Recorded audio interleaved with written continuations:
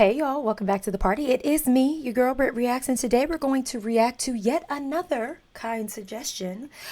This one is from a channel called The Extinct Zoo, and the title of the video is Neanderthals. Neanderthals? Am I saying that right? Neanderthals.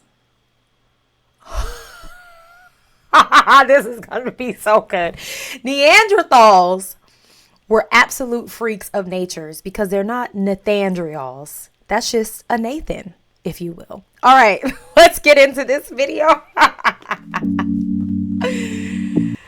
Every day I get on Beyonce's internet and just embarrass myself and my entire bloodline. Every single day. Every single day. Of all the human species who have walked the earth, it is perhaps the Neanderthals that people are most fascinated by.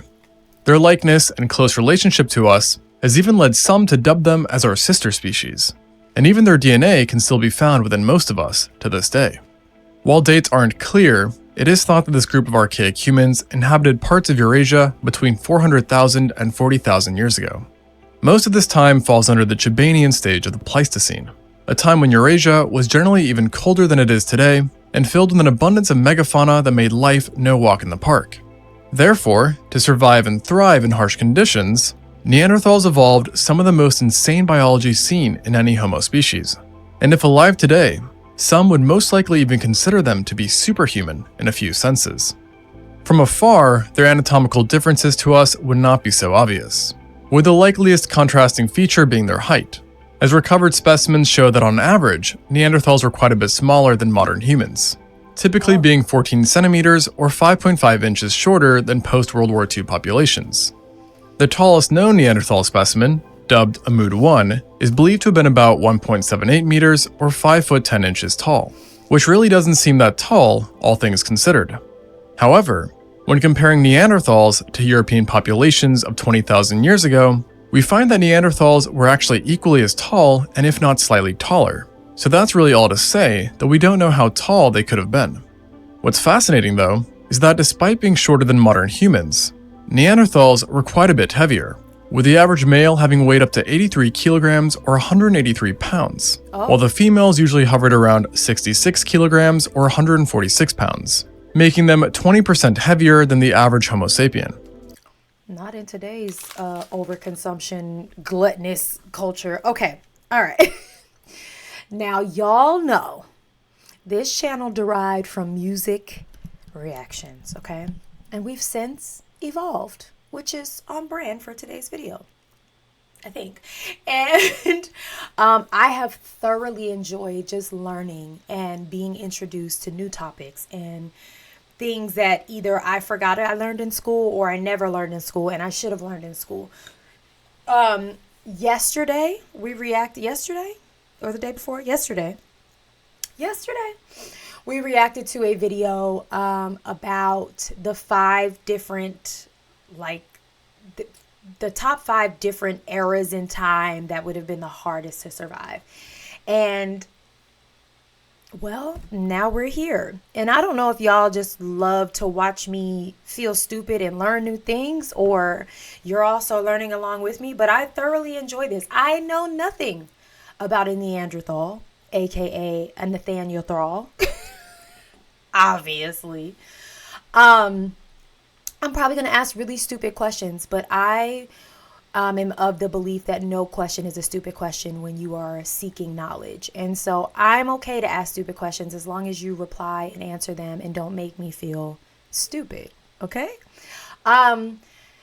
They look like humans, but obviously I see the physicality, the difference, like in their facial features. And so are they cavemen? And they're like, is a Neanderthal a caveman? Is that what I know to be a caveman? I know nothing. In my mind, we're talking about the crudes here. If you know, you know. If you're a parent, you probably really know. This is all super interesting to me, though.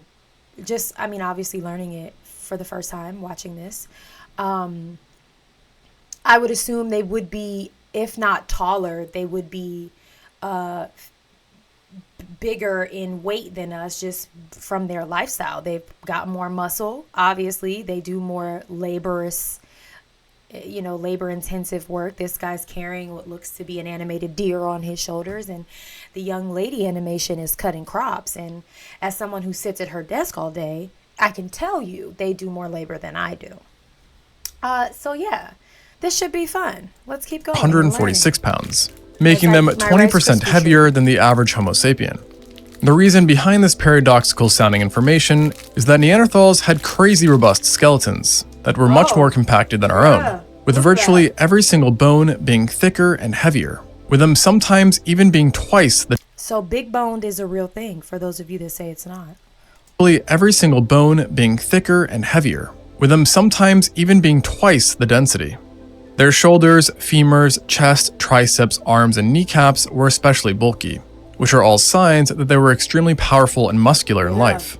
And it is widely agreed upon that they were much stronger than us, a possible adaptation to their close-quarter hunting tactics that involved them using giant spears to take down medium and large-sized prey, which included various rhinos, horses, elephants, and of course, woolly mammoths, which were equivalent in size to African bush elephants and sported thick coats of fur that made it that much harder to kill them.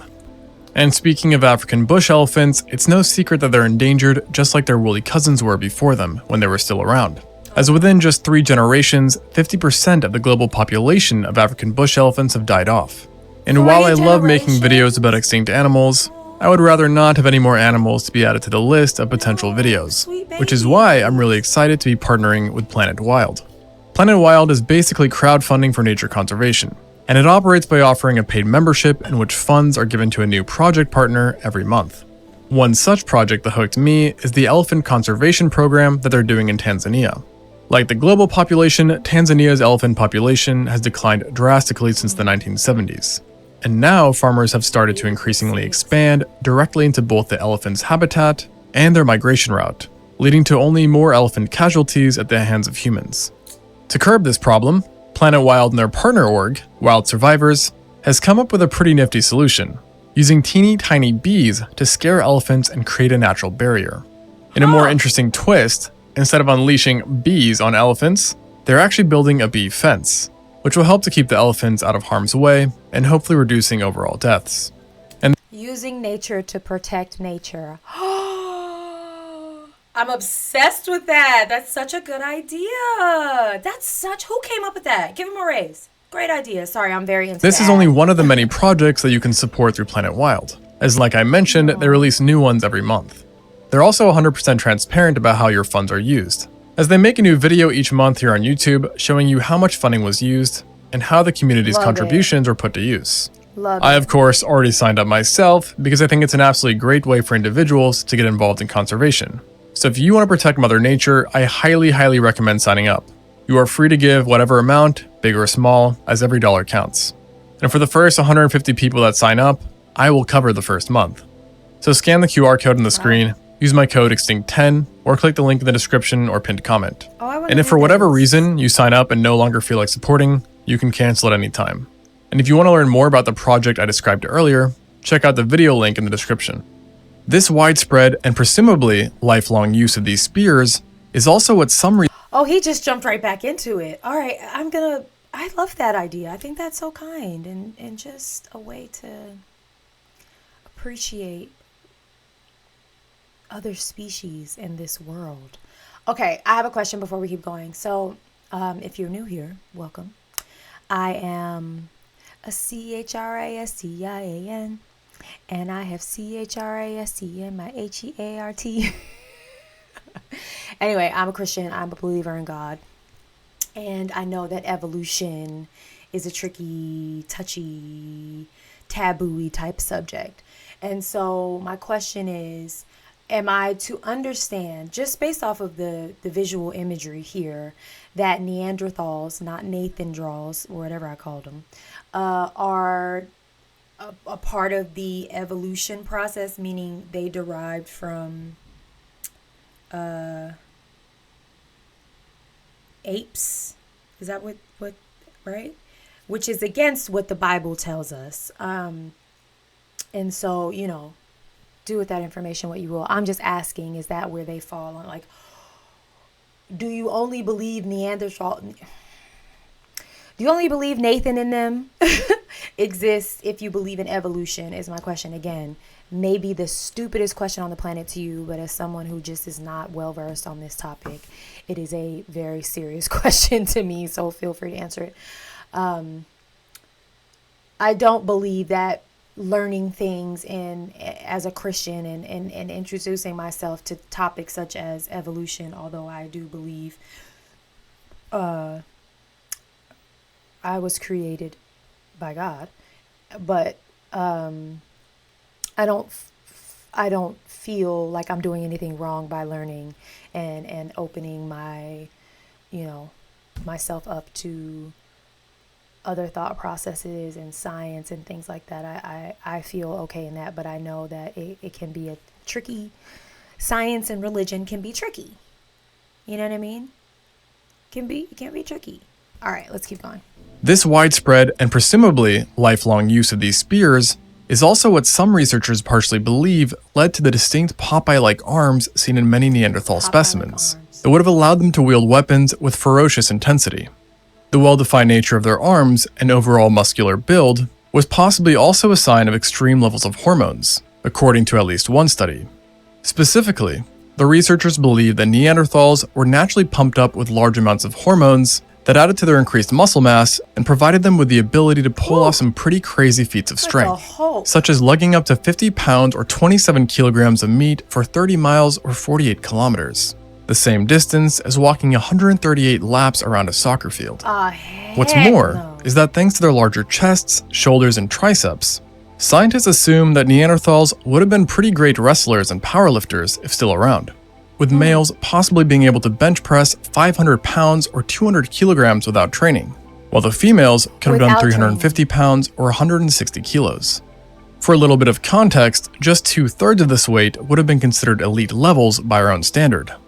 Their short, bulky builds played a big role in this strength too, but it wasn't only power that they gained from their robustness, as it bestowed upon them incredible durability as well. A nice touch to complement the brutally hard lives that many Neanderthals endured. In fact, a systemic analysis on recovered skeletons found that between 79 and 94% showed signs of extreme trauma that had fully healed. These injuries ranged from blunt force fractures all the way to traumatic amputations. Blunt force fractures that are out here unaliving us today, they were just healing from. Okay. How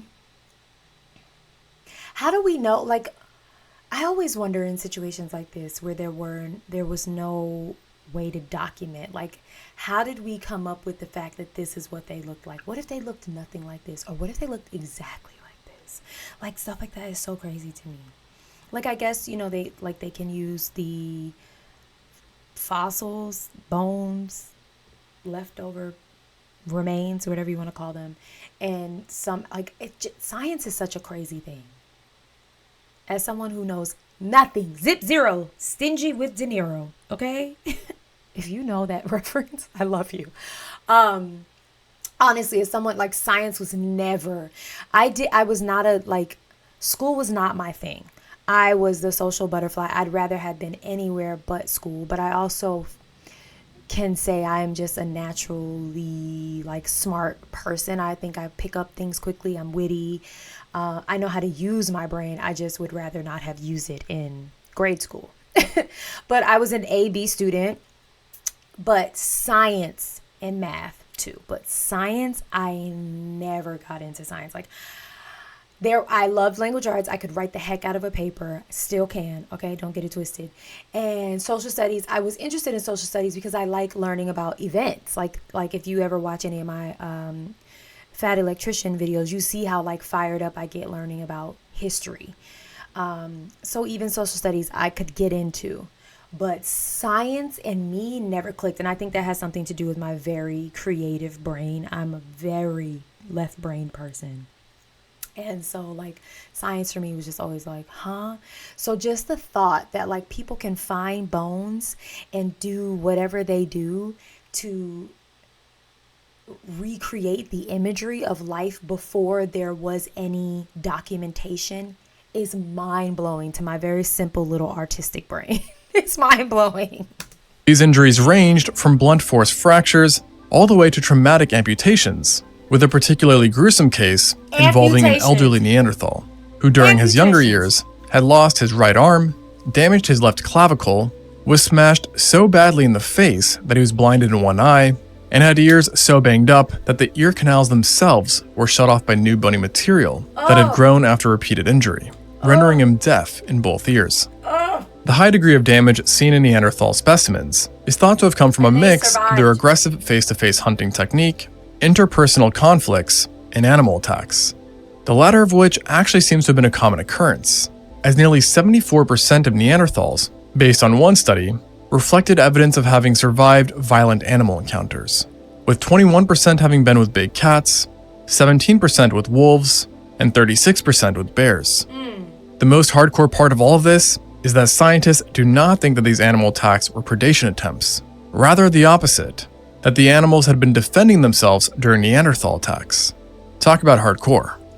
And to really drive this home, even their skin was designed for battle, as genes— I was gonna say, like, obviously there's no room for cosmetic judgment, you know what I mean? But their skin looks so rough and tough, and I guess that does probably speak to the weather conditions and the elements and just their overall, like, way of life. But every photo, the skin is very textured and it almost looks like leathery, which is an indication of the elements. It's crazy. Thank God for skincare. And to really drive this home, even their skin was designed for battle, as genes found in Neanderthals are associated with thickened skin, nails, and hair that theoretically help them cope with getting banged up and enduring the cold. And yet another adaptation that seemed to benefit their rough lifestyle were large joints that allowed them to perform strenuous movement that would have been extremely hard or nearly impossible for a Homo sapien to do. And while not necessarily larger, Neanderthal hands were also much different from our own, with their fingertips being broader and their thumbs sticking out at a much wider angle, which likely affected the way they gripped objects. And to some, their hand shape possibly meant a reduction in precision capabilities, which they made up for, though, by powerfully gripping their items and weapons. So clearly, Neanderthals were absolute units on the outside, but they were pretty crazy on the inside too, with one of the more obvious signs being their barreled chests, which accommodated a wider rib cage and larger lungs, with studies finding that on average, which accommodated an inside too, with one of the more obvious— Yeah, I didn't even notice that. The barreled chest. Huh. Okay, let's keep going. obvious signs being their barreled chests, which accommodated a wider rib cage and larger lungs, with studies finding that on average, Neanderthals had a lung capacity 20% greater than our own. Yet, this number widely varies, and some exceptional Neanderthals have us beaten even more badly in this area, as best demonstrated by Kabara 2, a male whose lungs can most likely hold 9 liters of air, which is 40% greater than the capacity of the average modern man's lungs. And to make this even more impressive, keep in mind that until recently, the largest lung capacity ever recorded in an athlete was only 8.5 liters.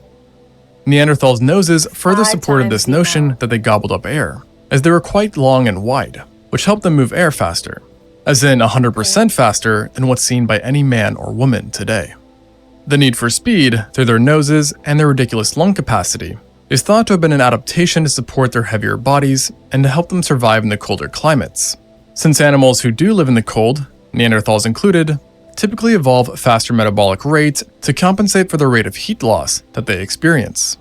This is then, of course, reflected by their energy requirements as well, as in the case of Neanderthals, it's believed that an individual needed between 4,500 and 6,700 calories every single day. So, if they were still alive, you could expect food items to have 2 completely separate nutrition labels, distinguishing between Homo sapiens and Neanderthals. The bulky nature of their noses seems to have helped directly with the cold as well, since more room in the nasal cavity would have helped to heat and humidify the cold, dry air that was coming in. That makes sense. Now, because Neanderthals and humidify— Alright, I'm gonna have a Brit moment here, but she's very chic. This is a very Brit thing for me to say, I understand. But this outfit she has on, very chic. Very chic. Very chic. Very chic. The cold, dry air that was coming in. Now, because Neanderthals breathed like champs, you may be thinking that they were exceptional long-distance runners, who could tire their prey to complete exhaustion. Oh, he said breathe like champs. I thought he said breed like champs. Maybe they both apply. Thinking that they were exceptional long-distance runners who could tire their prey to complete exhaustion, What the heck is that it's much like running what is from? seen in modern humans. However, on the contrary, Neanderthals were surprisingly poor endurance animals who were instead built for bursts of speed. There's actually more like than one gorillas. biological trait that points to this. One example being their toes, which were fairly long and wide, allowing them to stay in contact with the floor for a longer period, and thus allowing them to generate more power and faster starts. Not to mention that their leg bones were quite short, something that's not usually seen in endurance athletes of today, who That reminds me of the meme, the video. I got little legs. Wait for me. I got little legs. their leg bones were quite short, something that's not usually seen in endurance athletes of today, who typically have longer legs to increase each stride. Even their Achilles tendons were not designed for distance, Oh my having been gosh. long Not and just narrow, snapping your making them Achilles. not the best at storing That's it. energy needed for longer runs. And this is once again in contrary to endurance athletes, who almost always have stiff, short, and wide Achilles tendons. And yet, while their lower extremities were the most blatant signs of speed over stamina, the true proof in the pudding came from something unseen to the naked eye: their muscle fibers. As you may know, especially if you've done a Another 23andMe, ad. I've done humans have differing 23andMe. types of muscle Oh, fibers that not each another ad. specialize in a certain level of power generation to stamina ratio. For example, someone can have a higher ratio of fast twitch or slow twitch muscle fibers, the former of which helps to generate bursts of energy, while the latter can possibly help people perform better and longer lasting activities, such as endurance running. In modern humans, these fibers are mixed, and this was also the case in Neanderthals, but they typically had a way higher concentration of these fast twitch muscle fibers than we do, a likely adaptation for their hunting style, which required quick bursts of speed to get close and Okay. personal with their prey. That makes sense. This also means that if for whatever reason, if Neanderthals came back, be sure to challenge one to a marathon instead of a sprint, to at least give yourself the best shot of winning. Right. All this power and speed no doubt gave them quite a lot of brawn, but interestingly enough, they were also a lot of brain as well, as they had freakishly large brain cases. On average, Look at the that male head. brain cases tended to be 1,640 cubic centimeters, and in the woman, it was usually around 1,460 cubic centimeters, which makes them about 30% bigger than what's seen in contemporary humans. Now, pure size alone does Is that true, y'all? The bigger the brain, the smarter you are? For real, for real? Really? So you can't, like, if your brain is smaller, you won't be able to hold enough information? Like, what do he mean by that? Again, there's no stupid questions here. There's no stupid questions. Don't you shame me or judge me or make fun of me. It's not nice. 30% bigger than what's seen in contemporary humans. Now, pure size alone does not paint the full story of intelligence, but their huge brains were a good sign that they were at least far more intelligent than first thought. And today, it's widely believed that Neanderthals could perform a whole host of complex tasks, such as coordinating hunts, making tools, creating arts, taking exceptional care of the sick, and, of course, communicating. Yet, despite the size of their brains, researchers do not necessarily think that Neanderthals had superior mental prowess compared to us, as their brains were also structurally different than ours, having a more circular bomb-like shape that had to operate a large body, and devoted larger areas to certain senses, such as smell and eyesight, as their occipital lobes were relatively huge.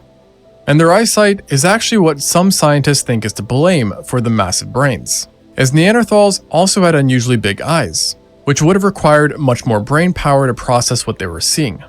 Of course, though, no one has ever found an intact Neanderthal eye, but based on the size and shape of their eye sockets, it is estimated that they were about 15% larger than our own, which would have helped them see a lot better and sharper than we do, while also giving them better night vision.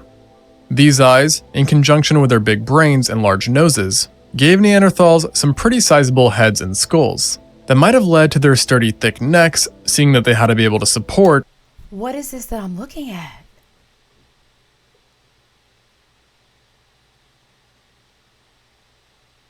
This doesn't even seem real. Heads and skulls She's that might have beautiful. led to their sturdy This thick is necks, seeing that they had to be able to support This such is what giant their noggins. profile look like? Furthermore, their heads, Oh. relative to ours, were not just bigger, but more elongated and forward projecting as well. And unsurprisingly, their other facial features were supersized too, including the jaw and teeth. It was originally thought that their thick, wide jaws and sturdy chompers were an indication of an insane bite force that would have let them gnaw on bones, tough meat, and a variety of abrasive foods. However, subsequent studies revealed a bite force not far from our own, with it being comparable to the bites seen in the upper range of modern humans, and would have registered at around 700 newtons. So that's to say, while it would hurt a lot to be bit, it would most likely not cause any catastrophic wounds, at least most of the time. This does call into question though, why did they have such large mouths and teeth if not for a strong bite? And one interesting idea claims that the answer is that the jaw was simply widened in order to accommodate the teeth themselves, which had essentially evolved to be a third hand. To be exact, a group of researchers believe that Neanderthals would have used their teeth to grip and manipulate different items, thus freeing up both of their hands for other uses. And there is some evidence that backs this, as besides being grippy in structure and nature, Neanderthal dentition have wear and tear patterns to the front that don't really align with eating or chewing, and is only found in Neanderthals, suggesting that they bit objects with their front teeth quite a lot. The bulky nature of each tooth may have also been an important part in processing their diets, which we know based on isotopic analysis consisted of large amounts of meat. So much so, in fact, that they are considered to have been hypercarnivores. In other words, 70% of their huge caloric need came from meat alone. At this point, I wouldn't blame you for thinking Neanderthals were quite funky and different compared to us. And you may be wondering what impact this has on you if you're one of the many with Neanderthal DNA. For example, if it means super strength or a voracious appetite for meat. Well, simply put, nearly every study on the matter so far has not yielded any significant results. And most maintain that Neanderthal DNA usually only has subtle effects on athletic feats and physical appearances. Although, there is a growing list of studies that suggest that their DNA may have had greater impacts on our internal systems than we once thought. That being said, many of these studies have conflicted with each other, and there is a lot of disagreement in general on just how impactful Neanderthal DNA really is. But what no one is in disagreement with is just how amazing these extinct humans were. Thanks for watching, and until next time, on Extinct Zoo. Okay, well, I'm not sure where to place this information I've been given. What side of my brain, where to store it.